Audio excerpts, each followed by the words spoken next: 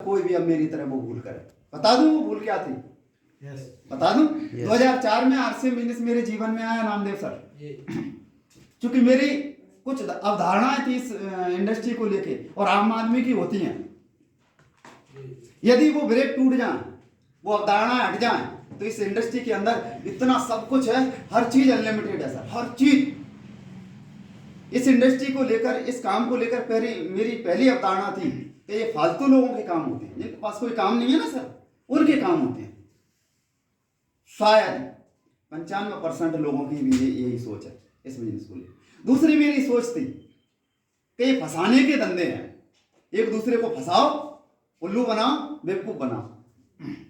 तीसरी मेरी सोच थी कि इन कंपनियों में प्रोडक्ट बिल्कुल घटिया आते हैं सर, बिल्कुल घटिया आते हैं। चौथी मेरी सोच थी कि इन कंपनियों के प्रोडक्ट बहुत महंगे होते हैं।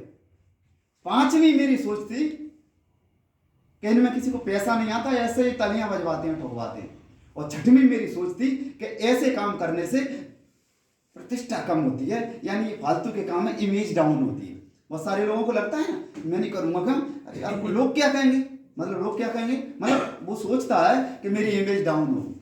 और 2004 में मैंने आरसीएम का ऑफर ठुकरा दिया। अब कहानी पलटती है, दोबारा आरसीएम मेरे जीवन में आता है।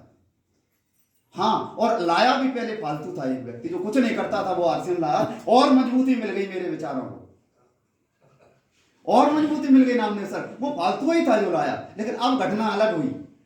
इस बार मेरे जीवन में बिजनेस आया तो एक ऐसे व्यक्ति के माध्यम से आया जो स्वयं इंजीनियर था। इस हॉल में है कोई इंजीनियर? नहीं है। उसका एक लड़का था उनका, वो भी इंजीनियर था। उनकी एक बिटिया थी, वो भी इंजीनियर थी।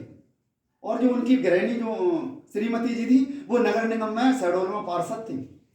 यानी एक परिवार में एक्चुअल एक नंबर की इनकम 3 से 5 लाख आ रही थी। इसका मतलब मेरा वहां एक जो सोच थी, जो गलत धारणा थी, वो टूटी कि फालतू लोगों का काम नहीं है। जिसके घर में 5 लाख रुपए तनख्वाह आ रही है, वो फालतू कहां से हो सकता है? दूसरी, वो मेरा खास रिलेटिव था, रिश्तेदार था, और एक ऐसा रिश्तेदार जो आड़े समय में, कमजोर समय में आर्थिक मदद भी हमारी करते थे। तो जो आर्थिक मदद कर रहा है वो कहां तक फंसाएगा?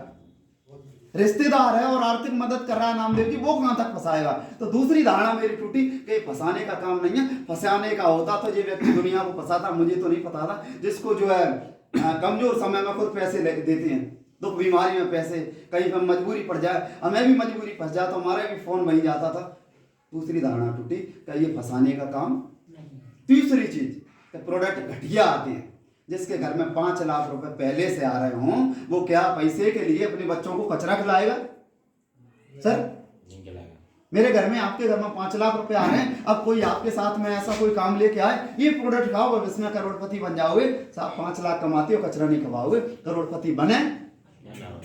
तो ये धारणा हुई कि ये अपने बच्चों को कचरा तो नहीं खिलाएंगे, प्रोडक्ट अच्छे।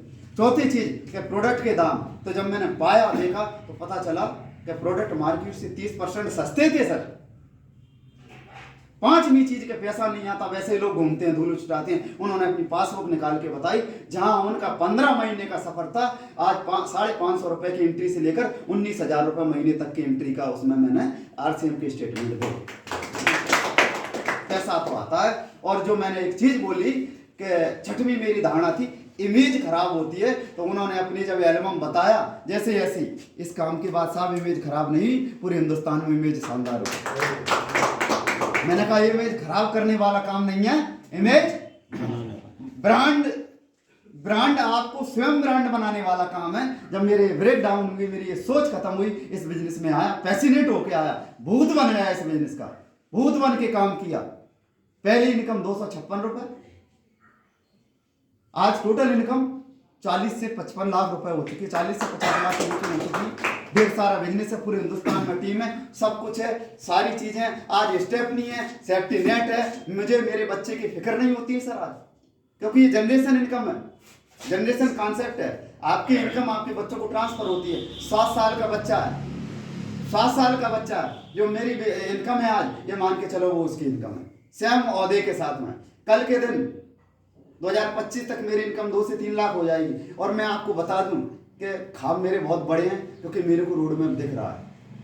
और ख्वाब ही नहीं है, पूरी उम्मीदें हैं और सारी चीज मेरे को क्लियर दिख रही है। और इस बात का मैं दावा देता हूं, इस बात का मैं दावा देता हूं कि हिंदुस्तान का, जब मेरा बेटा वयस्क होगा, हिंदुस्तान का बड़े से बड़ा पद जहां हिंदुस्तान गवर्नमेंट सैलरी डालती है, उस समय जब मेरा बच्चा वयस्क होगा, 1 महीने की जो वो सैलरी डालते हैं, कितनी, 1 महीने की जो सैलरी उस समय डालेंगे, वो जॉब भी अगर ले जाए तो पूरी जिंदगी में नहीं कमाएगा जितना मेरे के हुए काम का 18वीं साल में उसको आया। इसलिए मैं आरसीएम करता हूं। क्या आरसीएम को जानने के लिए तैयार हैं?